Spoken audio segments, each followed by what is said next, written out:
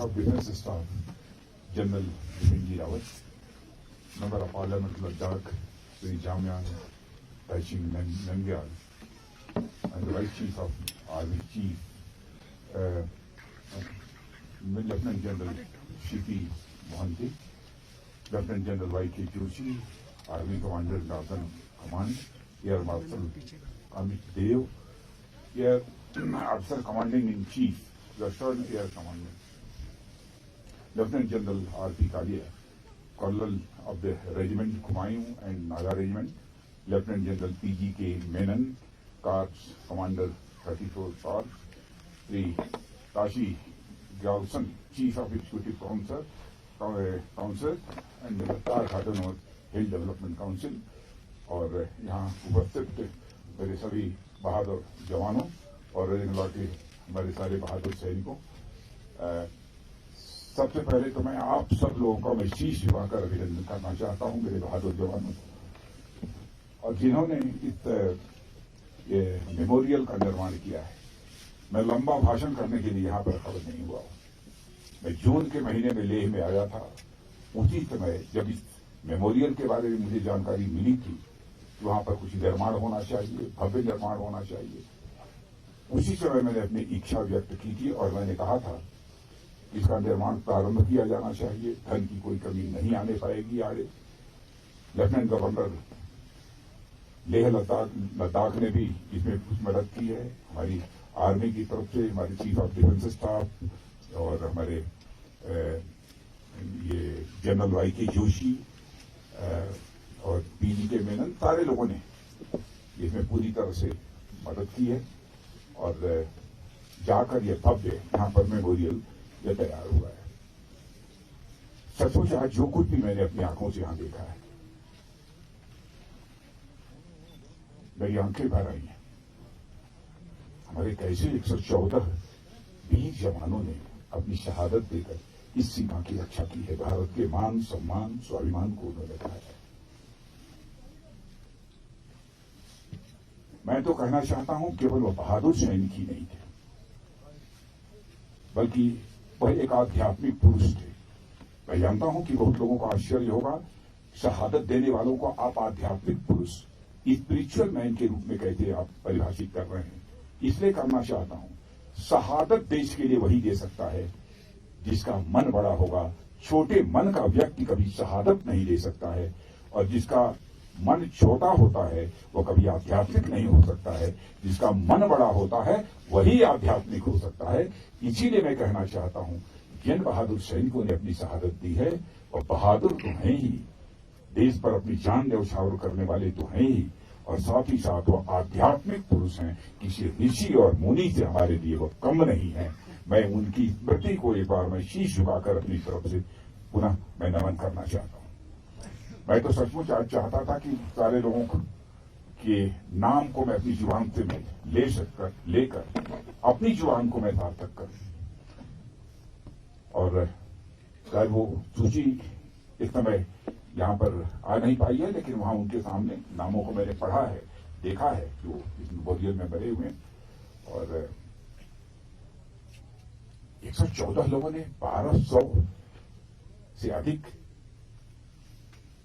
चीनी जवानों को मार गिराने में कामयाबी हासिल की।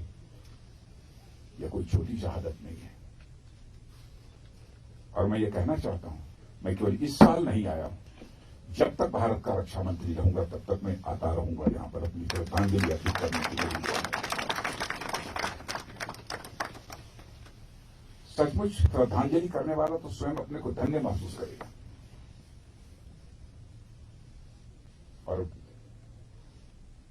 मेरा विश्वास, मेरा हौसला और अधिक बढ़ा है।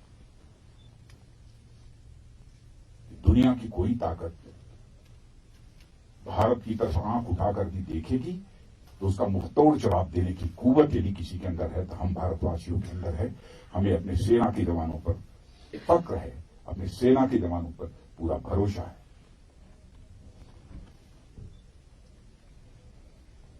भारत का चरित्र रहा है, हम लोगों ने दुनिया के किसी देश पर ना तो कभी आक्रमण किया है और दुनिया के किसी देश की 1 इंच जमीन पर हमने कभी कब्जा किया है। लेकिन यदि कुछ हुआ होगा तो हुआ होगा, लेकिन भारत अब कमजोर भारत नहीं है। भारत भी ये ताकतवर भारत बन चुका है। प्रधानमंत्री माननीय नरेंद्र मोदी के रूप में हमें एक सशक्त नेतृत्व भी इस भारत को प्राप्त हुआ है। बहनों भाइयों, जब भी सेना के जवानों के संबंध में बात होती है तो सचमुच उनके भी यदि मन के भाव को मैं देखता हूं तो हमारा हौसला तो और अधिक बढ़ जाता है। यदि ऐसा सशक्त नेतृत्व है तो भारत को आंख दिखाकर कोई बच कर नहीं जा सकता। जिस हद तक होगा हम लड़ेंगे और भारत की एक एक इंची भूमि को बचाने में हम कामयाबी हासिल करेंगे। आज के अवसर पर मैं समझता हूं कि बहुत अधिक कुछ कहने की आवश्यकता नहीं है, बहुत अधिक कुछ कहने की आवश्यकता नहीं है। और मुझे इस बात की भी जानकर खुशी हुई है कि यहां रहने वाले जो सिविलियंस हैं उन लोगों ने भी लगातार जवानों की मदद की है। मैं समझता हूं कि वह सीमा के स्ट्रेटेजिक एसेट है।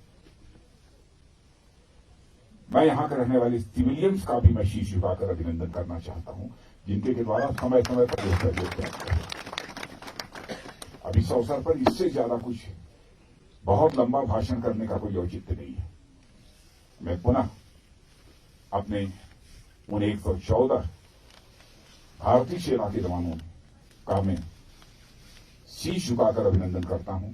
उनकी स्मृति को मैं नमन करता हूं, जिन्होंने की 1200 से अधिक चीनियों को मौत के घाट उतारकर भारत की सीमा की रक्षा की। पुनः मैं अपनी श्रद्धांजलि अर्पित करते हुए उन्हें और उनके जो माता पिता और परिवार के लोग हैं उनके भी चरणों में मैं शीश झुकाकर मैं उन्हें प्रणाम करना चाहता हूं, क्योंकि उन्होंने ऐसे लाल पैदा किए जिन्होंने की भारत की सीमा की सुरक्षा की है। और आज उस समय के सबसे आयु